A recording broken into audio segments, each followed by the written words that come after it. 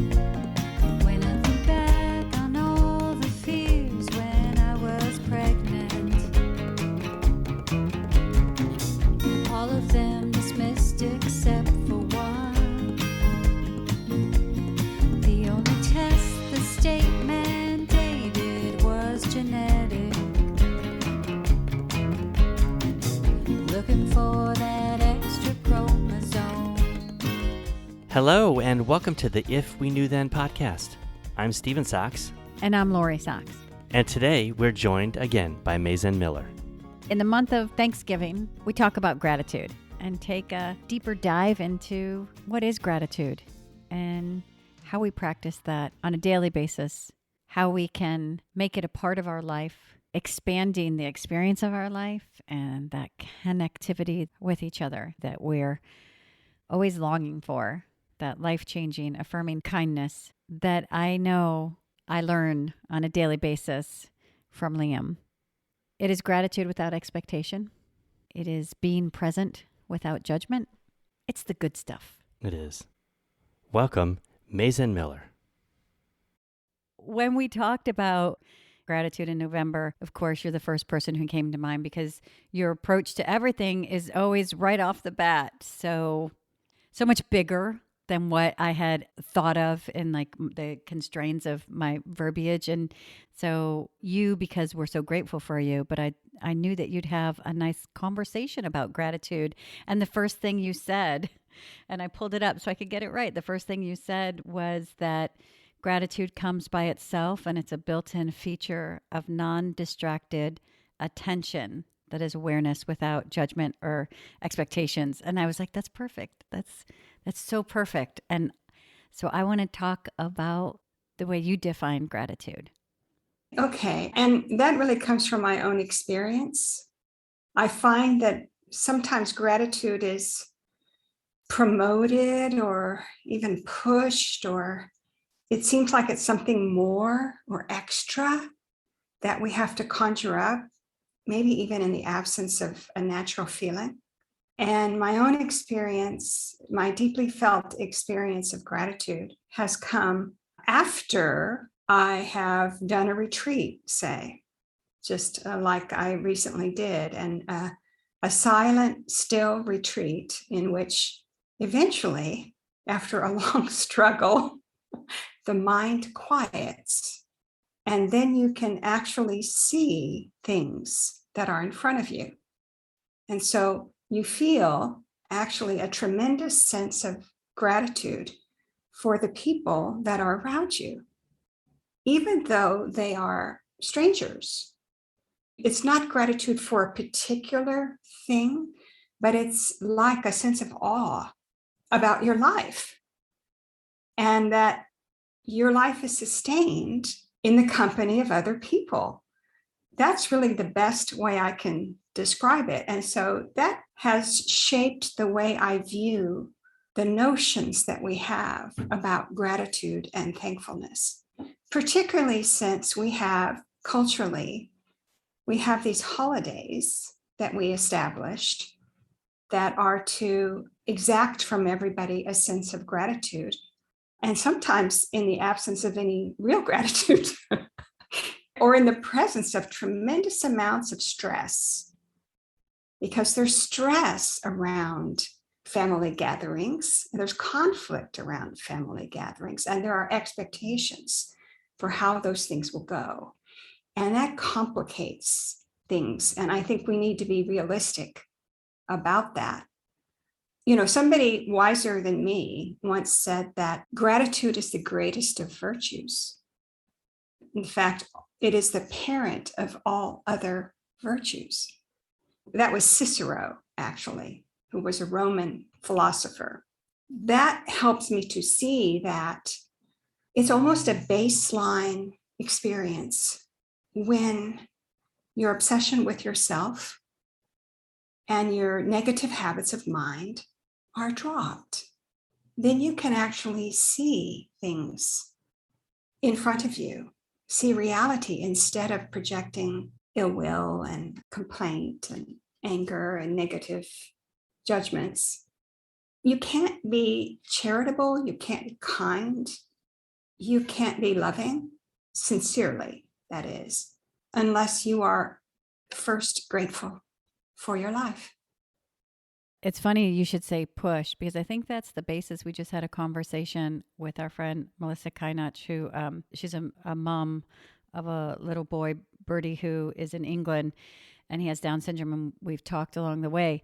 And part of our conversation was that expectation on yourself of to be this certain thing. You know, everybody projects, you're so strong, you're so this, you're so that, and how that internally creates within us, because I'm guilty of it too, that inability or fear to break or to be weak or to show that maybe it's hard sometimes.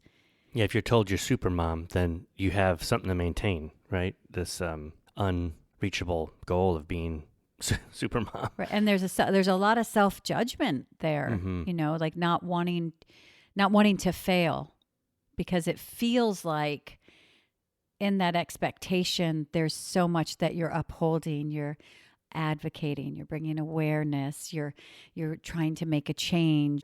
One thing that we talked about is that sense of proving, you know, you're going to prove them wrong. And so I don't know, it feels the same, along the same lines of what you're talking about with gratitude, is that same push. Yeah, it's an extra weight. And it comes from the way in which we idealize concepts and idealize virtues and so forth. And I think that what we need to do with something that we call gratitude is boil it down into actions that express gratitude, because otherwise it's a very fuzzy thing. You know, it's not really in particular a feeling. You know, it seems like it's this extra kind of supercharged goodness. And so I would say, just treat it like thank you. How readily, how sincerely, how many times a day do you say thank you? And that itself, you know, if you make it a practice, will change your interactions and it will change your mindset. Because otherwise, what are we trying to get to with something that we call gratitude? Probably in circumstances in which it is more difficult than usual to feel grateful. Like, for instance, if you travel over Thanksgiving, or you have whatever the circumstances at Thanksgiving or Christmas or any other seasonal holiday that you celebrate, it's not a day like any other. You know, it has more components, and maybe there are more people, you know, behaviors are different, expectations are present, and it's really hard to pull that off if you haven't really plumbed the depths of what it takes to see your life clearly and appreciate it. It all boils down to mindfulness. I hate to say this over and over again, or actually just to attention. If you can't be attentive, if you can't ever really see what's in front of you, you'll never be able to be grateful. You will never be able to be grateful if you can't see what's right in front of you. Because more often than not, what's right in front of you is someone who is delivering to you a simple service, or greeting you, or handing you something, or speaking to you, taking care of you. You know, all of these very simple relationships that we have throughout our life. I mean, there's somebody who picks up your trash. There's somebody who delivers your mail. You know, maybe somebody who cleans your house. There's certainly people who ring up your groceries or put them in bags, things like that. Now, it sounds like you would have to be a Mother Teresa or something in order to really see that and acknowledge that. But if you can't see and acknowledge that, then you will never really be grateful for your life. Well, when you talk about making saying thank you a practice, what does that mean? Is it just saying thank you during the day, or I have a feeling it's a little deeper than that? Oh, you know, I'll tell you that the things that are the most simple are the most profound. Now, I believe that there was a fellow who was named Meister Eckhart, who was a German mystic who had a famous quotation. You probably see it on coffee cups. It says, if the only prayer you say for your entire life is thank you, that's enough. Now, this is a guy who lived centuries and centuries ago. I mean, he wasn't some kind of new age guy, and he didn't print t-shirts or coffee cups. But you see what happens in those words, thank you. You actually are directing your attention away from yourself and your obsession with yourself, which usually is our negative obsessions like worries or fears or upset, anger, conflict, resentment. You see, that's really what's going on inside of our heads constantly. So by saying thank you to an individual who's in front of you, you have turned 180 degrees. You have turned your life and your world around. Now, for me now, because of my advanced age, I hear myself, I hear myself say, thank you, sir, a lot. Or thank you, ma'am, a lot. And yeah, it's to people who most often aren't noticed, aren't noticed at all. I traveled recently, and on the day of my return flight, it was immediately after there had been a particular airline that had a lot of cancellations. I mean, thousands and thousands of cancellations. And so, although I wasn't on that airline, overnight, what was to be my experience on this airline changed, because suddenly we were 100% booked with upset people, angry people. We were late, the cargo holds were full and everybody was crammed in and so forth. And I watched, well, not just the guests or the passengers as they came on to the plane, but the flight attendants who were clearly overwhelmed. And, the stresses that are on not only them on this day, but every day now with the changes that have taken place in the industry. First, I was upset. I was upset at my seat, and I was upset that I didn't have any place to put my carry-on, and I was upset that I didn't have access to my computer, and I was upset. But then I noticed them because of the poor location of my seat. I was right next to the flight attendants, and I saw what they were going through. They were going through a lot. And suddenly I thought, oh, how can I be upset that I don't have access to my computer on this 5.5-hour flight? When I see what they're trying to do is get everybody on, get everything done. It was an extremely stressful situation. So I said, how can I worry about myself in this circumstance? Because this kind of scene is replaying everywhere, every day. And if I hold to first off, to my blindness, and just be another upset, unruly passenger, or to my obliviousness, I mean, we go through life without seeing anyone or anything. And we're locked in a negative mindset, fuming over circumstances that are beyond our control. And we can't begin to make life better until we can wake up from that nightmare. Yeah, we do go through life without seeing, and I think specifically to flight attendants, you see someone that is there to protect you, to show you how to be calm in a situation, and yet 20 minutes later you're like, where's my soda?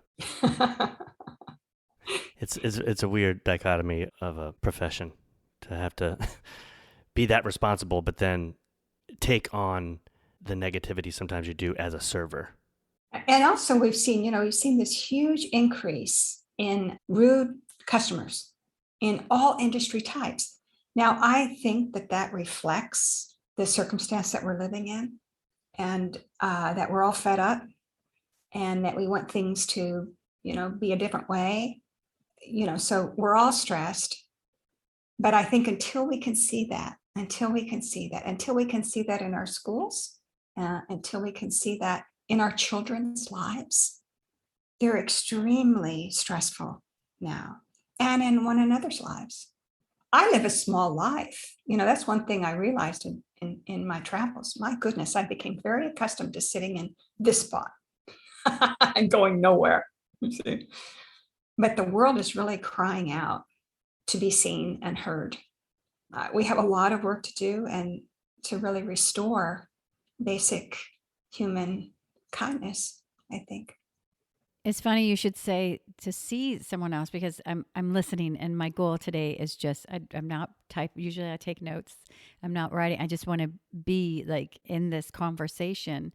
And when you said about seeing people, taking our focus off ourselves, because I do think about on this journey when we get caught up in things and all those conversations that go on, as soon as I switch my focus, I did it this week because the last couple of weeks were very overwhelming, and I'm like, I always tell Sophia, choose your focus. And so it was almost like, I guess when you shovel snow, like, and I have no idea because I don't shovel snow, but from what I've seen, just forging a path that I'm going to stop thinking about all of these thoughts that aren't really based in what's necessarily the truth. I'm making this truth in my head. I'm making extra challenges for myself, and I'm going to focus on what is this or whatever it is, just off of me. It does help, because then instead of creating whatever thought is in my head, it always does go to something that I'm very thankful for. You know, whatever, just to be able to make a meal for someone or whatever it is. It's that shift is so empowering in myself. And when you say that we need to see each other, this was part of our earlier conversation as well, because the misperceptions that we're challenged by, I can say there's misperceptions of Down syndrome, but across the board, we misperceive lots of people. And if we can see people for who they really are and be seen, like that's really what we're doing. Because we always go back to the advocating is just showing up. And our challenge of always feeling like we're proving, and it came to me, well, if advocating is showing up, can we just show instead of prove? Doesn't that feel so much better? Because we want to show what our children are doing, like all parents do. You know, every parent likes to show, here's their artwork or look at them walking or whatever. As far as a parent with somebody with Down syndrome, there's that feeling of proving. And I just thought maybe that's going to be my new focus, because that's been my challenge. I'm not going to feel like I have to prove anything anymore. I'm just going to show. And I felt like that went along with showing up. But when you talk about seeing, it's also just seeing everyone, because I think that's really what we want to be seen. We want our child to be seen for who he is and not a misperception.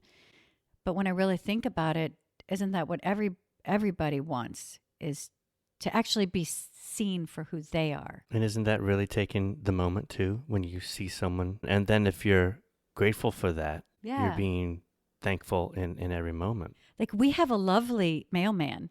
His name is Jimmy that we've known. And we For 20, I've probably known him for 25 years. Yep. And that's like a great part of the day when we see him, to be like, hey, Jimmy, and to say, and we don't think about it as just for Thanksgiving and what that gratitude is, but it's such a gift to the day when we see him. Yeah. And everything is mutual. Everything is mutual. So if you offer that, you can be absolutely guaranteed that it's returned. Absolutely guaranteed. I go to the little post office here in the little town I live in frequently, and I see the same front desk staff there all of the time. And they actually know everything about me because they always take my parcels, and, they've known every address I've ever sent anything to. But so often when I go in, I'm preoccupied with how long the line is, or how understaffed they are, or how long it's taking. And I have to remind myself that is a really rare thing, to have a human connection through the plexiglass or across the front desk, and that individual has a name. Lately, I don't know if you go to your post office, but when you go to your post office, they'll print out, your receipt. And then what they do in my post office now is they stamp their name, because you can go and do a survey online, which I had never done before in 25 years. I mean, however long they've been doing it, I would just toss the receipt. But now I see that there's one little 2-minute thing I can do to benefit this person who knows me like a sister, or a mother.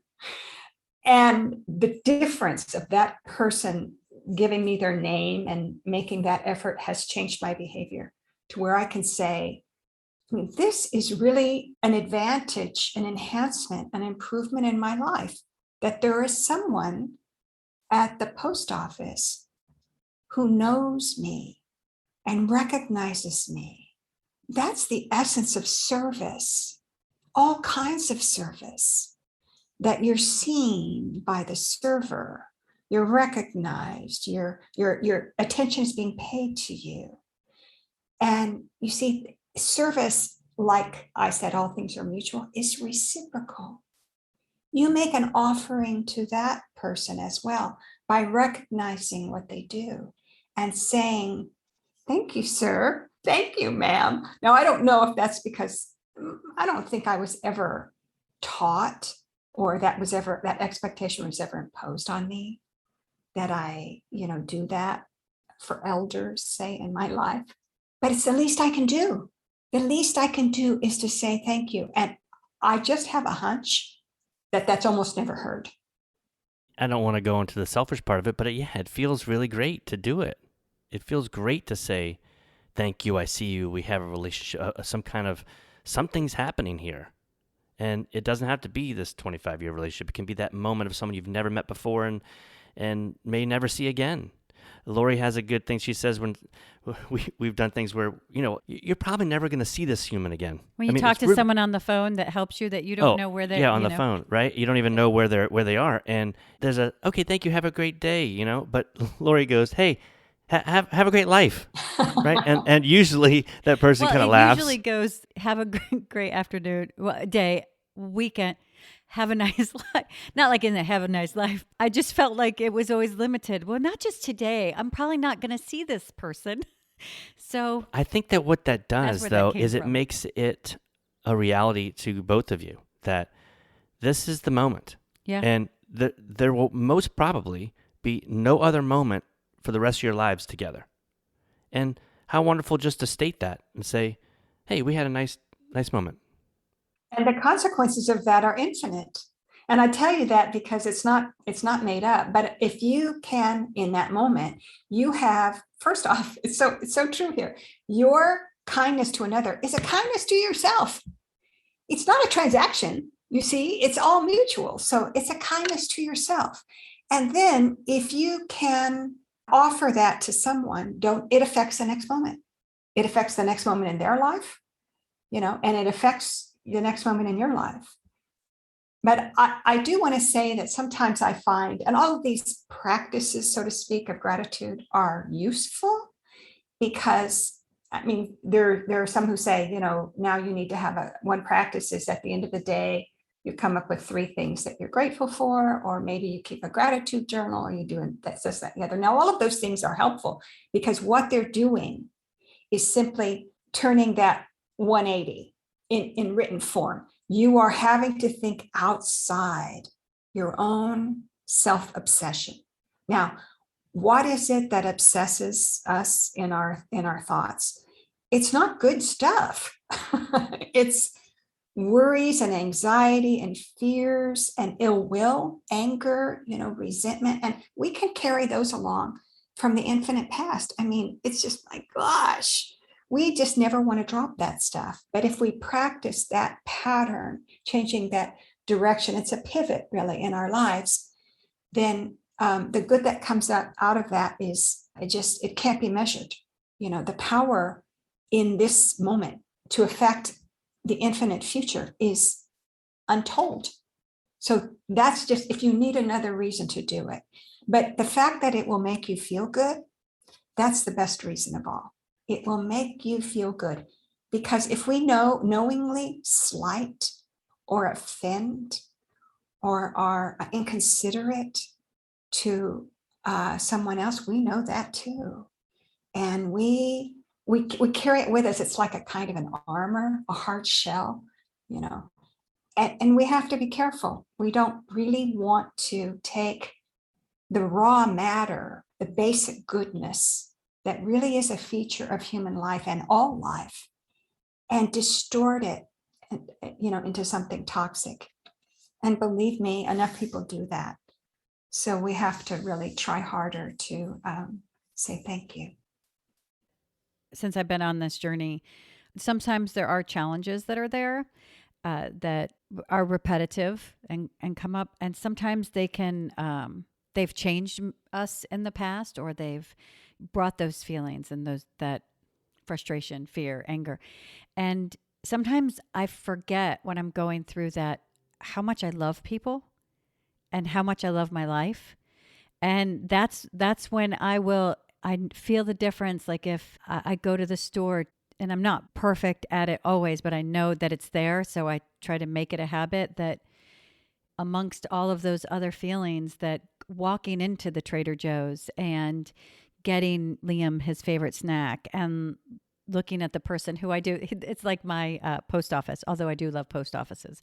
And just seeing that human that I don't know if I get to see him tomorrow, but to just remember how much I love people and to just have that moment, it brings me back to what I most enjoy about my life, and not the other stuff that I carry, the fears, the frustrations, the anger at the wrongdoing, and those things.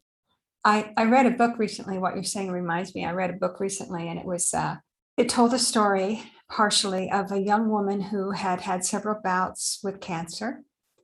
And when she was in a temporary remission, but nonetheless in remission, although she had a lot of other things going on in her life. I think she was a speech pathologist, and she had certainly other work that she could do and other things to occupy herself. She decided that she wanted to work part-time at Trader Joe's I believe she was just a sacker before she was a cashier. And the reason was she had been so long someone who was viewed as unfortunate, and in a sad and pitiable way because of her illness. She just wanted to be in a place where she could have fun and cheer people up. And she didn't actually quit the job until she had to. I read that and I thought, there's this perfect example of how you can live your gratitude for your life, how you can live your positive influence. I have to say, it never occurred to me to do that. But wouldn't that be a kick to just put yourself in a place where people are hurried or angry or upset or crowded or stressed out, and be the light, the one light perhaps that they see in the day. So we do have that opportunity no matter where we are. I mean, for me, it comes up all the time. If you actually open your eyes, you're going to see around you people who, in almost an invisible way, are working on your behalf, and they deserve our thanks. That's just a wonderful way to change how your world looks. Liam loves to take moments with people. We've been throwing the ball and playing some baseball right in the yard, and people walk by. We're in a pretty busy neighborhood. People walk by, usually with a dog or something, and Liam will always, whenever there's someone walking by with a dog, say, "Excuse me," and they'll look if they don't have headphones on or something. "What's your dog's name?" And they'll say, "Oh, this is Scooch." Scooch is one of the dogs that goes around. And he's like, "Scooch, hi Scooch. And what's your name?" And they'll say, "Oh, hi, I'm Sally." "Oh, hi Sally, I'm Liam." And it just is, it's a great moment for me, because I love the fact that he's communicating to people and people are understanding him and all that fun stuff. But we're taking the moment to say, hey, we're here. We're both here. We're all here. There's going to be a time where none of us are here. And we did it. We're here together. And it's a really great moment. I could sum up then all of my instructions to you as be more Liam. Yes. One of my biggest challenges early on was taking Liam to a grocery store, because, it was alarming to me, the things at first that people would say, because I was new, just some of the things people would say, to the point where I would just not want to go into the grocery store. And then as he got older, and again, he wants to know, hello, hi. At first it was just hi. And then And it was a challenge. That was another, learning lesson of what are people going to think, or, just all of this stuff that I was bringing. And it has been really recently that we've gone in, and he would do the same, where he slows down and he'll see a dog, 'cause there's a dog in Trader Joe's, and he'll say, "Hi, what's your name?" And I just noticed, because in Trader Joe's, people are pretty busy. They're there to get stuff and go. I saw it change people. And it wasn't those looks that I'd seen, or maybe they weren't there before, but I had seen them as being judgmental, or, those preconceived whatevers. It was a real light he was bringing to these people that enjoyed stopping. Or, like, I remember there was a mom, and she was in such a hurry, and Liam was like, "Hey, what's your name?" and I was like, well, and I try to, it's socialization. Well, sometimes people are in a hurry, and, it's best if you make eye contact, you not just, and she screeched on her brakes, and she was like, "Oh, I'm sorry. And the longer she introduced her kids and her dog, she slowed down. And I just saw that beautiful impact, that beautiful of just touching humanity and people. What started out as my worst nightmare, going into a grocery store with Liam, is now one of the most joyous parts of my day, because it's such an experience to, everything that I advocate and bring awareness to, of like someone's value and worth. It's just there. There's no way it could be questioned. It's just in the most beautiful way. I see him shift a room. What he does over and over is he makes that moment from walking from the salsa to the ranch a moment, instead of just forgotten seconds of time. It's an actual moment of life. And we need those. Absolutely, we do. In his own way, what he's marshaling here is this extreme attention and devotion people have for their dogs, and how they identify with their dogs. And then to be seen and greeted through the dog, that's a straight shot to the heart for everybody. You see, it's not contrived at all. And that's kind of what I'm getting to. Let's not contrive. Let's not make something up about being grateful. It'll just be one other thing that people are pretending to be. And that's not useful. We have to clear away what stands in the way of us seeing clearly and appreciating life. Now, my first teacher was a Japanese Zen teacher, and he had a phrase he used all the time. And he would say, how do you appreciate your life? He didn't mean gratitude. He was talking about, how do you experience your life? How close are you to that fundamental experience of life, which is not characterized in any negative way, so intimate. And that's what we're getting back to here. You see, there's not a single thought that interferes with Liam's expression. He sees, and he does it. He says it. He doesn't hesitate. He doesn't second guess. He doesn't have a bad feeling. He has no expectation that people will ignore him. And that's that purity of mind that we actually should aspire to. We're very jaded. You say we're socializing. Well, we all have been hyper socialized, and so we're very cautious about each other. We expect something, but usually it's the worst. You see, now how can we live like this? And why do we live like this? You see, the time, we're talking about moments, but even if you compile every single second of your life, it's a flash. Mm-hmm. We have no time to spare. That's really my experience of gratitude. If it's not lived in kind of a spontaneous way, that I can really see and acknowledge another. And it's easy to do it with inanimate things, like I can appreciate sunshine, or I can really be grateful for rain. But in these everyday situations, can I suspend my fear and my judgment and simply be present? And then I might see that somebody is offering me a profound service. And what makes it profound? It's very ordinary. But really, that's what we're all doing. What we think of as life really is just service to one another over and over and over again. We may not recognize it as such, but one day you're really grateful for the UPS delivery man. And one day you're really grateful for a teacher. And one day you're really grateful. It just goes on and on and on. And actually sometimes I have to tell you, this didn't happen this time, but sometimes I've been on a crowded airplane traveling usually from a retreat, someplace or the other. And when I am traveling from a retreat, people find me very approachable. That's because I'm not thinking anything. And then they turn and they will tell me about themselves and what's troubling them.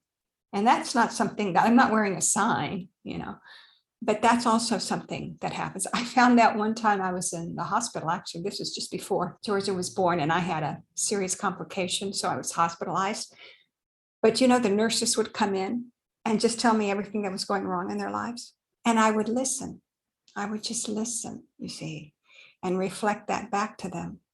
They too, those whose lives were defined by caretaking, you see, and selfless service, they needed somebody to see and hear them.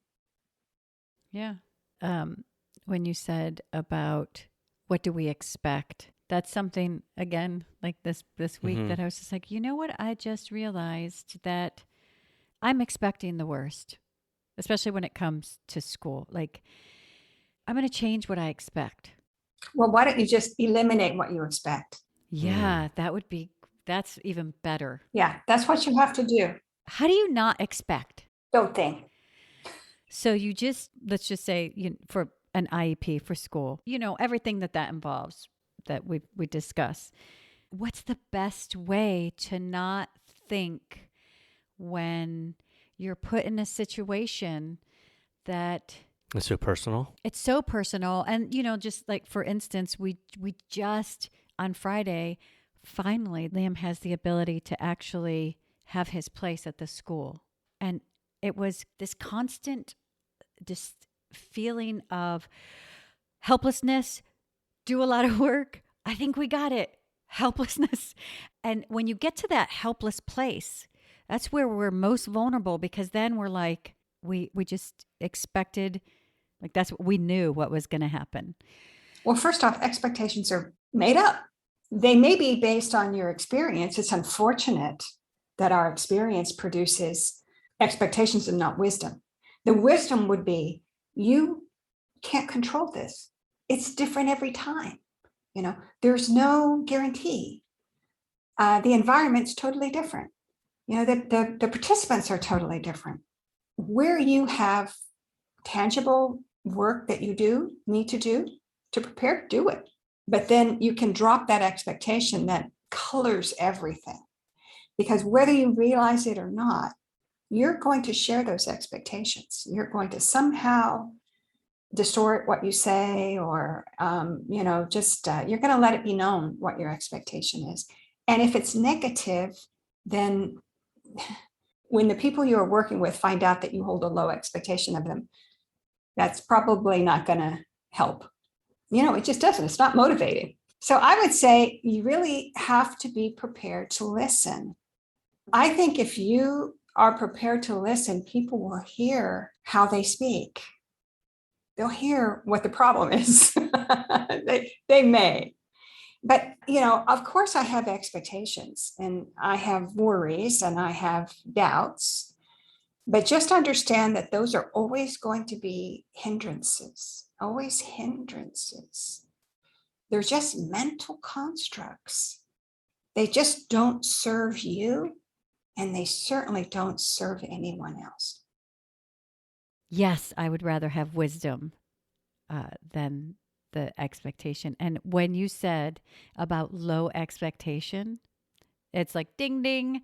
Again, that's what I'm fighting, the low expectation that's put on my son. But yet, that's really what I'm doing the same thing. I'm putting a low expectation on someone else. So I can, as a ding, ding moment. It was for me too. it's not just an unusual or a specific circumstance. I mean, it's interesting, the service that you bring, that you two bring, and that Liam brings is unifying for everyone, because we might think our circumstances are different, but as human beings, our behaviors are all the same.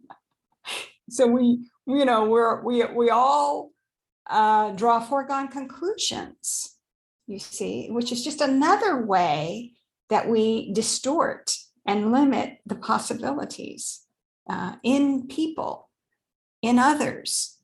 And you might think of the teacher or, the counselor, the advisor, or the specialist as being a fixed entity, but they're not. They are learning through these processes that you go through.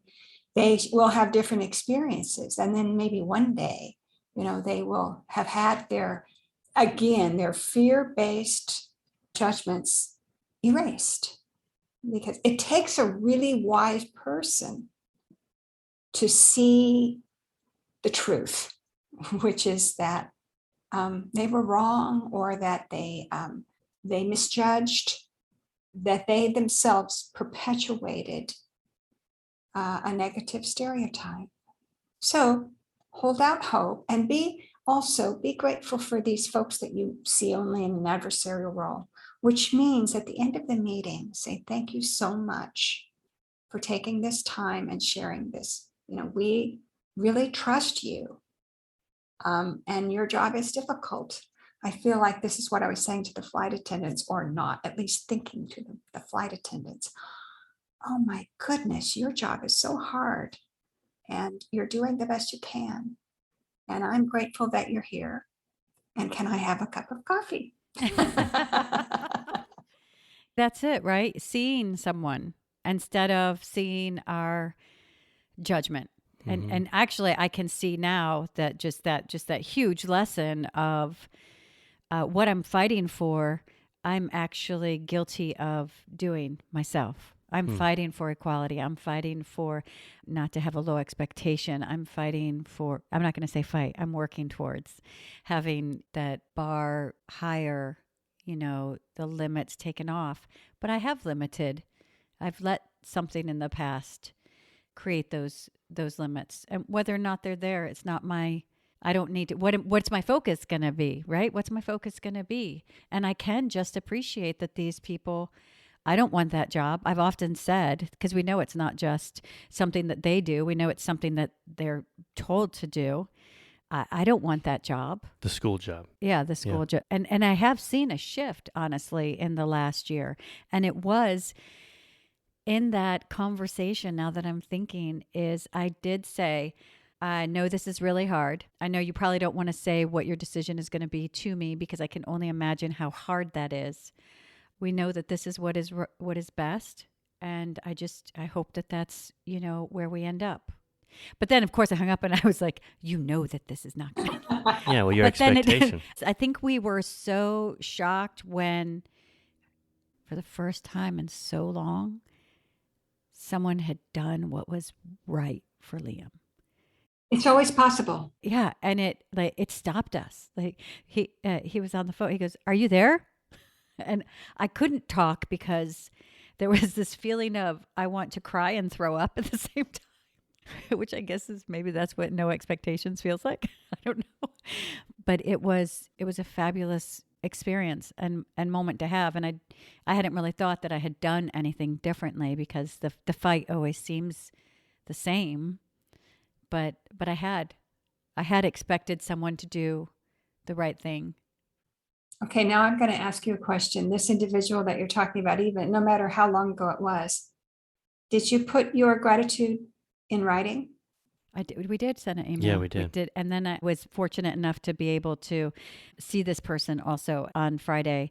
And, it was probably the best moment I've had with this person, because it was a sincere, that when you talk to someone and every word matters, which I guess every word should always matter, but when you're aware, and maybe the words were really hard to speak, but I can only think that my appreciation was so big that it was hard to find the word. And I said, just thank you And it was just a really nice moment. And I said, I don't know what tomorrow brings or the next IEP that we have or whatever it is, transition. But in this moment, it was just gratitude. It's palpable, real, simple gratitude. Yeah, that's always a possibility in the human connection.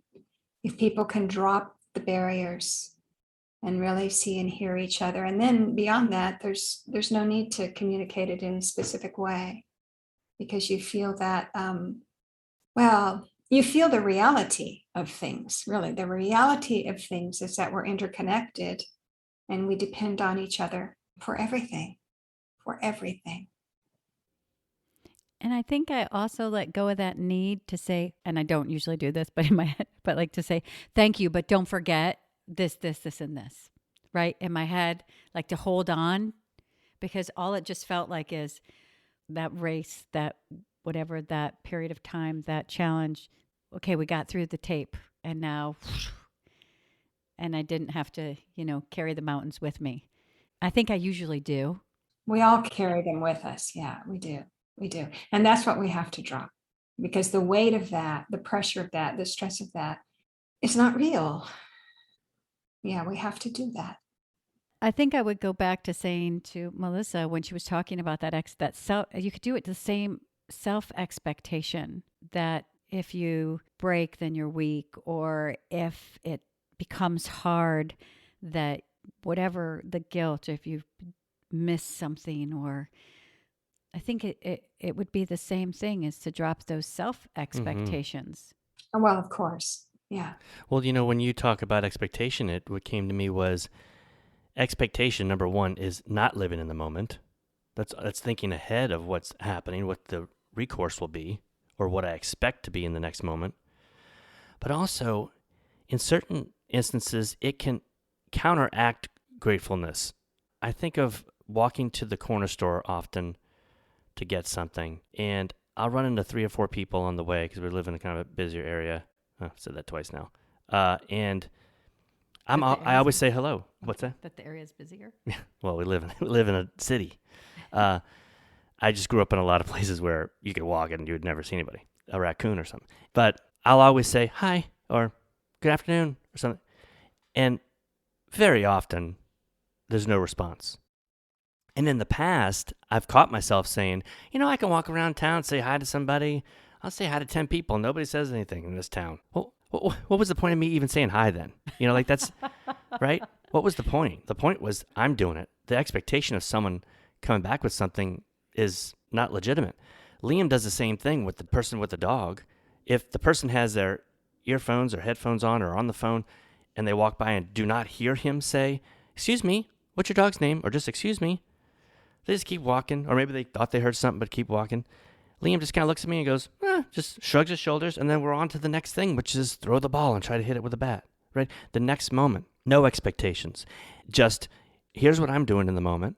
Something happens, and either I hear what the dog's name is, or, okay, shrug, off to the next thing. So the expectation could cancel the gratitude. Absolutely. If you have an expectation, then what you've experienced is disappointment. You experience disappointment, or a little mild frustration, or maybe you say, I hate people like that, or isn't that rude, or whatever you do, you see. But if your good morning is sincere, that's very profound and has a very high impact on you, if not on someone else. You are sincerely saying to someone something that sounds so trivial, but to have to offer that with genuineness and sincerity. And again, it gets back to this: everything we do is an offering. Everything we receive is an offering. Can we accept what comes our way? And can we give wholeheartedly? These are not seasonal issues, or these are just deeply relevant human questions. How do we live? How do we live? If we live with a jaundiced view, a cynical view. Well, we live in a very barren world. But if we live with that wholehearted, innocent, free offering, everything that we can say or do is an offering, see, then we live in a world that's full of goodness, and full of reciprocity. Anyway, that's how I look at it. But I do want to share one story about probably my deepest felt gratitude at Thanksgiving. Okay. Which, I have to tell you, Thanksgiving is very fraught for many people and many families. And I just recently had someone contact me and tell me that they were visiting with family and, they had kind of a rosy view of how it was going to go. But instead, there was a lot of fighting and a lot of yelling and a lot of conflict. And I said, well, family is conflict. You see, that's really what it is. We may try to kind of, whitewash it or sugarcoat it. But you see, when people come together who have no reason to pretend to be different than how they are, you see, there's likely to be conflict. But when I was a kid, it tells you something about how I turned out. I was just not a big fan of the traditional Thanksgiving. And I guess I let my grandfather know that I was not interested in turkey and dressing, and it wasn't tasty. It wasn't fun enough for me to be thankful. I asked my grandparents if at their table they could serve me a frozen cheese pizza. Now, this was at a time when the processed food and frozen foods had not reached the heights of sophistication. This was just a cardboard tasting cheese pizza. But since it was disallowed in my home, it was a real treat. And for this to be special, that's what I would like to have. So I have a photograph of me. I'm probably 9 or 10 at my grandfather's table. Everybody else had a big buffet of turkey and dressing and mashed potatoes and so forth and so on, green beans. And there I was with my cheese pizza. And I had another request, which was that you serve me black olives, which of course then I put on my fingertips, and I was eating the black olives off of my fingertips with my cheese pizza. And the point I'm getting to is that my grandfather was so delighted to see me enjoy what I'd been offered. That to me is just such a lifelong lesson. I need to be more like my grandfather and Liam to really see and receive and recognize what pleases people, what people need, how to include people, how to respect people, and to give it. And so that's oddly enough, somehow, what I can offer you in terms of my lesson in gratitude. Let it be frozen cheese pizza. And let it be black olives. It doesn't have to look a certain way for it to be real. And that's what we need to remember in all of our encounters. It doesn't have to look like a postcard or, a storybook. To really gather with people as you are and as they are, and let people be totally themselves. That's the greatest joy. And what a gift. I just love talking to you. Just the gifts. Maybe it's because I'm so thankful each time we sit down to talk and I see you, and I really am very focused. I no longer take notes. I'm very focused on hearing, because one of my favorite things to do is afterwards when Stephen's editing is to go back and listen, and then it seeks in even more, and I remember, and I can even hear more of what we talked about. And there's been so many of the simplest turns, even just today, checking in, and how can I ask for something that I'm not giving? Maybe they're fighting too, to not have the expectation on them. My life is richer knowing you, and I'm very thankful for that. Thank you for this heart expanding and mind-expanding conversation, and thank you. I can see you're practicing. Nailed it. Thank you, too. Thank you, both of you, for your friendship. Thank you. All right. I love you guys. Love you too. Oh, we love you. Goodbye, Maezen. Okay. Bye now. Please follow us on Twitter at If We Knew Then Pod, and you can drop us a line on our Facebook page at If We Knew Then Pod, or visit our website, ifweknewthen.com, to send us an email with questions and comments. And you can join our mailing list there and get alerts of future podcast episodes. All these links will be added to this episode's show notes. Thank you again, and we look forward to you joining us on the next episode of If We Knew Then.